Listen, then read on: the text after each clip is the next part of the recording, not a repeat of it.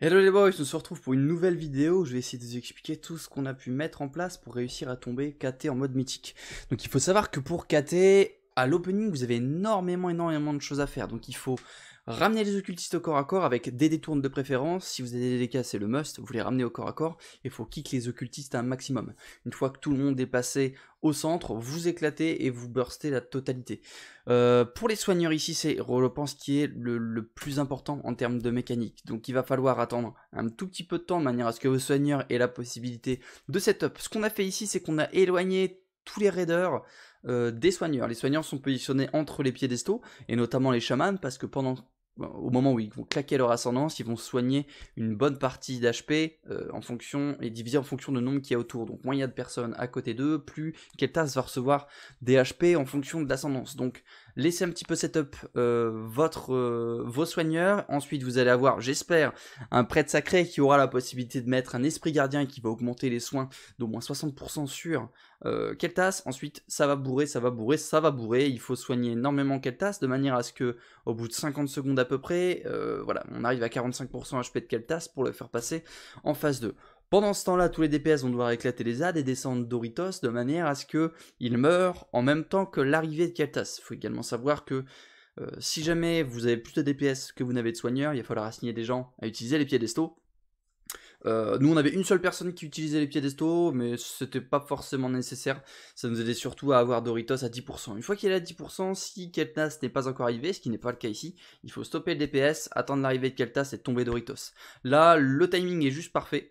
On va tous se positionner à l'entrée de la salle et tourner vers l'arrivée de Keltas, hein, de manière à pouvoir salir le moins de place possible au niveau de la salle. Le pattern sera toujours le même à partir d'ici, que ce soit en phase 2 ou en phase 4, donc la deuxième phase 2, vous allez toujours avoir le même pattern. Vous aurez toujours l'éclair de braise, donc le soc sur une personne, le joueur en question ne bouge pas, tous les autres membres du raid, il faut à tout prix qu'ils se mettent sur le bord de l'ombre de l'écart de braise, pardon, de manière à ce que, voilà, une fois que ça explose, vous réduisez les dégâts, mais vous n'allez rien prendre de dégâts en plus par rapport à l'AOE qui va rester au sol, étant donné qu'elle part du centre. Donc restez bien sur le bord de l'éclair de braise, et ensuite vous vous décalez. Flamme flamboyante sur le tank actif, ne restez pas devant le tank, et ensuite à 100% d'énergie. L'ombre de Keltas va faire un gros con sur une personne au hasard, et c'est également pour ça c'est extrêmement important que tout le monde reste pixel à un endroit bien précis, de manière à ne pas en foutre partout.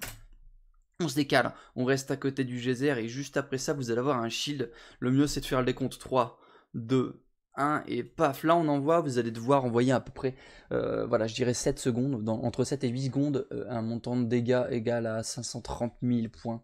Donc concrètement il va falloir diviser son raid en deux ici. Nous avec beaucoup de try on a pu savoir exactement qui faisait le plus de dégâts pendant ces phases-ci et équilibrer parfaitement le raid en deux. Voilà tout. Le premier groupe va utiliser la totalité de ses CD sans utiliser les potions pour éclater le premier shield. Celui-là est facile simplement parce qu'il n'y a pas besoin de mobilité. Je m'explique. Ici, vous allez enchaîner derrière. Éclair de braise, on soc, on s'écarte. Enchaînement instantané avec le code, on s'écarte. Ce sera toujours le même pattern.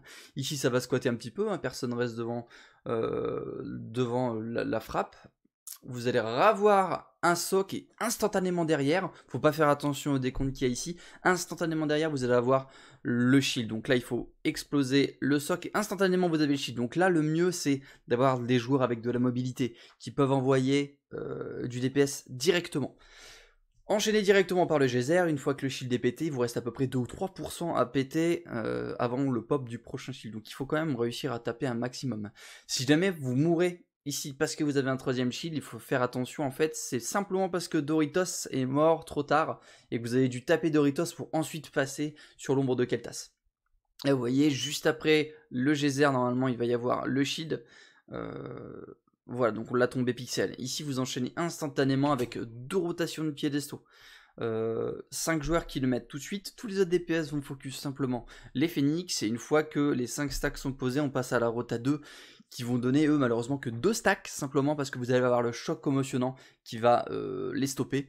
Mais c'est pas grave, c'est largement suffisant. Ici, voilà, première rotation de CD. Tous les autres DPS, vous éclatez les phoenix.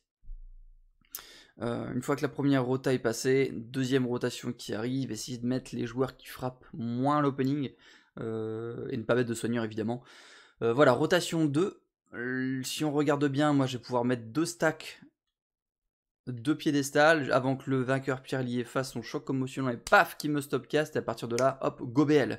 On met l'esprit gardien pour les soigneurs et on bourre énormément Keltas de manière à le remonter le plus vite possible. Petit tips également, vous allez voir ici le pop des occultistes, les DPS avec la BL, vous n'aurez absolument aucun problème pour les éclater. Les occultistes vont remettre par, comment dire, par le réceptacle qui se trouvera au sol, 2,5% des HP de Keltas. Si vous avez un soigneur qui peut s'occuper de ça, ça va remettre énormément d'HP à Keltas et ça va vous permettre de passer et de skip une phase assez facilement. On éclate les ZAD, vous voyez les piédestaux, les réceptacles pardon, qui sont au sol. Voilà, il y en a qui sont remontés, c'est extrêmement facile. Également, pensez surtout à tomber les assassins. Vous pouvez utiliser des fears physiques, notamment ceux de War, pour cast leurs soins. Si vous n'avez pas de bat, vous n'aurez absolument aucun problème à passer cette phase-ci. Là, on a réussi à skipper un vainqueur. Et phase 4, c'est la même chose que la phase 2. Vous allez avoir le soc, le geyser, le shield numéro 1. Le shield numéro 1, c'est exactement les mêmes personnes qui devront s'en occuper, plus la prépote. Si vous utilisez votre potion de burst à ce moment-là, vous n'aurez absolument aucun problème à gérer ça. Même chose ici, vous allez avoir le shield, on l'éclate avec la potion. Ensuite, on va pouvoir se redécaler derrière. Il y aura le geyser instantanément, le soc puis le geyser, pardon. Donc on soc, on se met sur les bords, geyser juste à côté. Et ensuite on se redécale. On aura encore un soc, puis directement le deuxième shield avec la deuxième rotation de CD burst plus la potion, j'insiste là-dessus. Et ensuite le game est relativement terminé. Encore une fois, si vous n'avez pas suffisamment de DPS pendant la phase d'exec, c'est pas normal. Mais vous aurez un troisième shield qui lui malheureusement ne sera pas difficilement supportable.